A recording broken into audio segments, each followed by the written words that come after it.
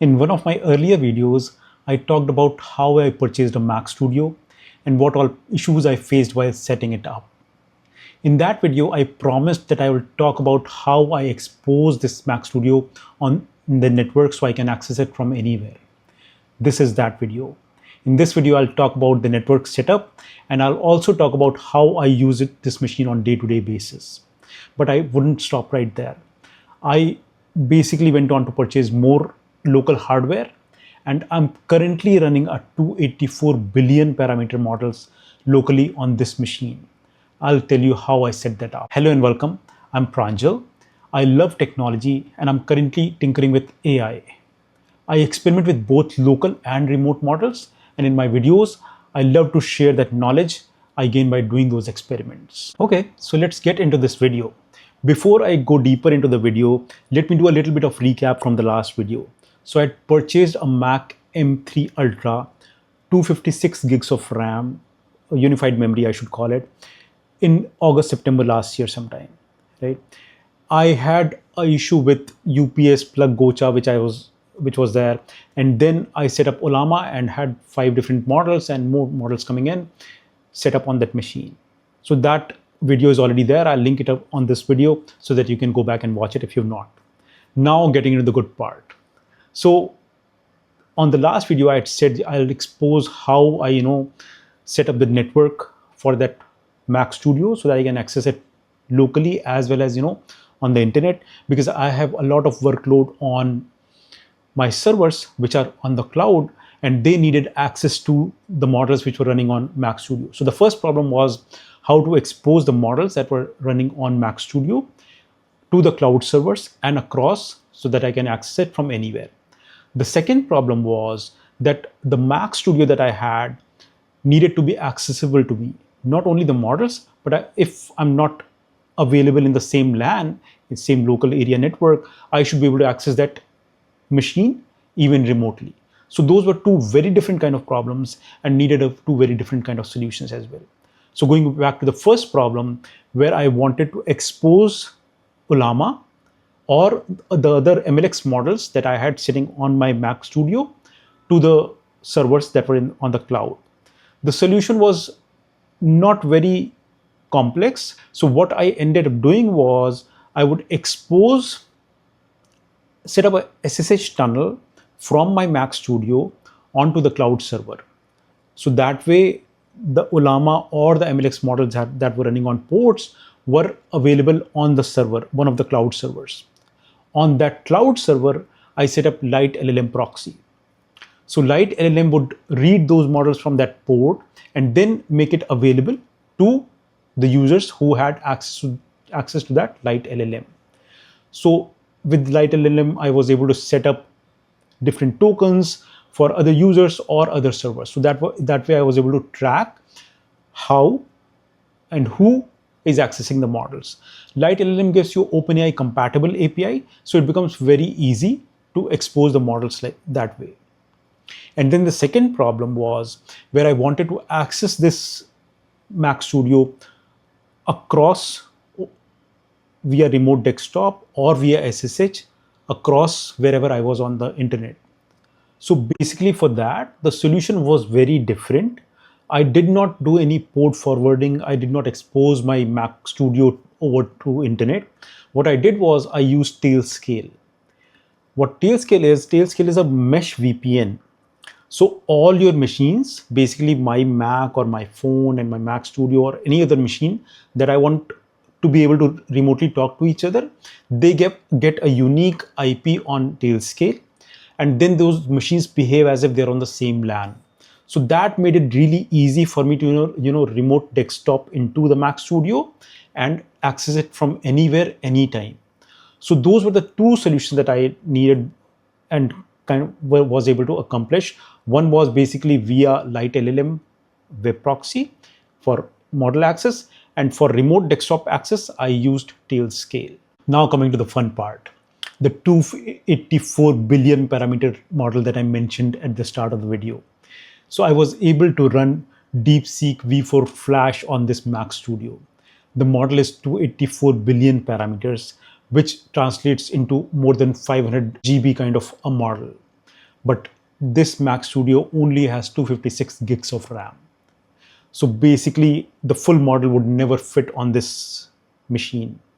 So I ran a 2-bit quantized version of the model, which comes down to basically a pretty small 81 gigs kind of size on the disk, down from 500 GBs, right?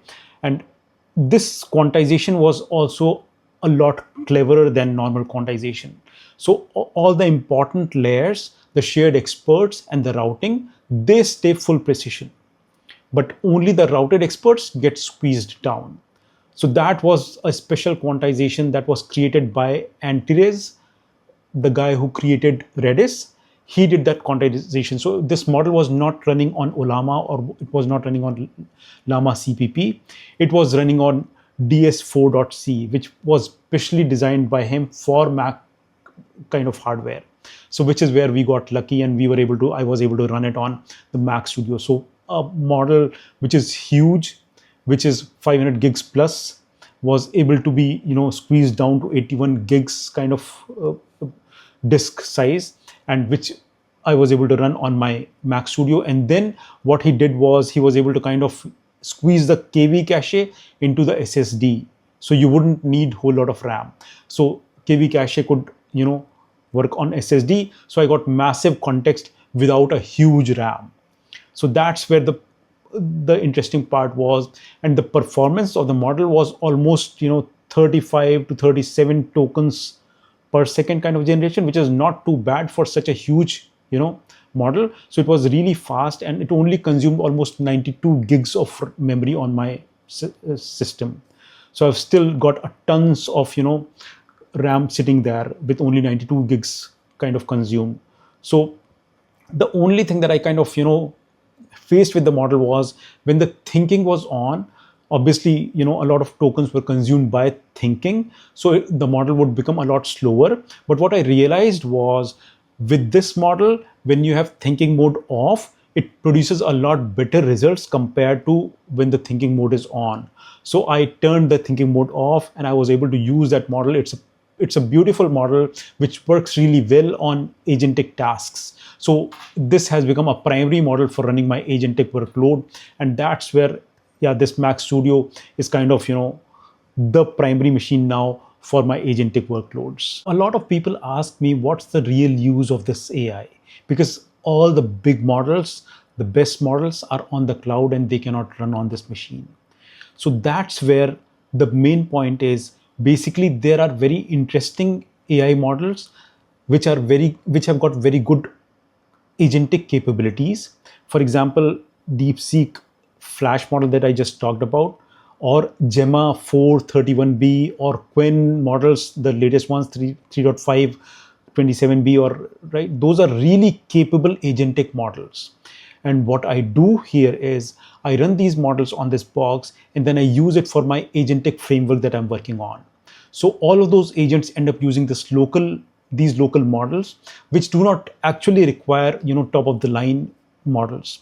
For coding, for other purposes, I still use the cloud-based models, but for anything that my agent has to touch, it automatically comes to this machine that I've got, the models that are running here. What that does is it gives me freedom to run those agents as long as possible. So one time what happened was, this was very interesting incident that happened. So I was working on an AI agent. I left that running for almost, running for 6 hours. And the use of the model was through the LiteLLM harness that I had set up, LiteLLM proxy that I had set up. So I was kind of able to see that, the model was consuming a lot of tokens. Almost it ran for 6 hours, and it consumed almost 14 million tokens. And then it did not produce any output. It kind of crashed, right? So if I was running this on cloud, if I was using, a model that was hosted by, let's say, OpenAI, or even the cheapest model side, if I let that agent run for 6 hours straight and then it does not produce any output, that will be like a killer, right? Because I will have to be paying them on per token basis. So those kind of experiments, really, I've already paid the price upfront. right? So that becomes really possible, and that's where all the learning or all the experimentation becomes almost free of cost once you've already invested in the hardware. So that's where I think, on local hardware, this disaster cost is zero, and that's where all the learning can happen without any worries of, my agent is running, how many tokens will it consume, how much money I'll have to pay. That kind of worry is completely sorted. And honestly speaking, this has become a secondary reason now. Of late, we know that the models are being throttled by the governments. We know that Fable was taken off. We know that, GPT 5.6 has been throttled by the government. That is still not in the public purview, right? So, and for Fable, chances are it will not even be released to people outside of US. So this is where this concept where, you have your own AI, it runs on your local setup. You don't have to worry about who is blocking, what models are getting blocked and all. That becomes really, really important. So that's where I think, I was kind of even earlier thinking that this could be possible, which is why I had already started investing in the local hardware probably almost last year, right? So that's becoming now the primary reason, that you have your own AI running on your own hardware, and you can use it as much as you want, and nobody's going to come back and be able to snatch it away from you, that you cannot access these models. So that is kind of becoming a primary reason now. So I have this machine, I can do all the experiments. For example, I'm hoping to do a next experiment. I'm assuming you guys are aware of GLM 5.2, which is almost equivalent to Opus 4.7 or 4.8 on some benchmarks. So one version of that, a 2-bit quantized version for GLM 5.2, is almost 239 gigs, which can barely fit on my machine. So I'm hoping to run that sometime soon. It would probably crawl on the machine. It will not produce very good results, but then I want to do that experiment and see whether GLM 5.2 I can run it locally or not.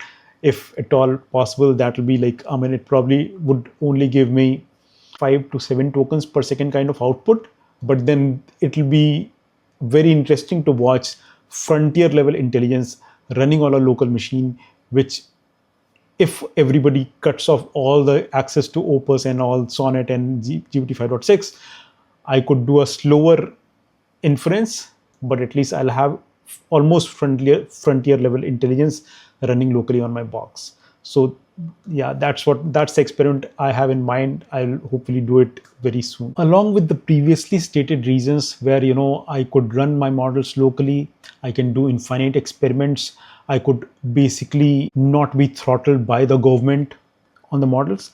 There's another reason, that is, now Apple has kind of stopped shipping out those Mac machines.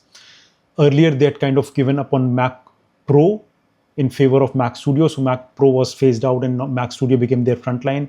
And then Mac Studio 512 gigs of RAM was phased out earlier in March this year. So nobody would be able to buy Mac Studio with 512 gigs of RAM. And of late in May, they kind of phased out even Mac Studio with 256 gigs of RAM. So the machine that I've got currently is not there on the market. Right now, the top of the line is M3 Ultra with 96 gigs of RAM. So which is where it's good to have a local hardware which is not even available in the market, and be able to run models locally on that machine. With this happening, I'm kind of doubling down on the local hardware. I already had a Mac Studio. Now I've gone ahead and purchased a DGX Spark machine, which is from NVIDIA, 128 gigs of RAM. I'm doing a lot of very, very interesting experiments there, from fine-tuning models to running some models that cannot run on Mac Studio. So stay tuned. In the next video, I'll talk about why I purchased a DGX Spark while I had Mac Studio, and what kind of experiments I'm running there. Thank you so much for watching.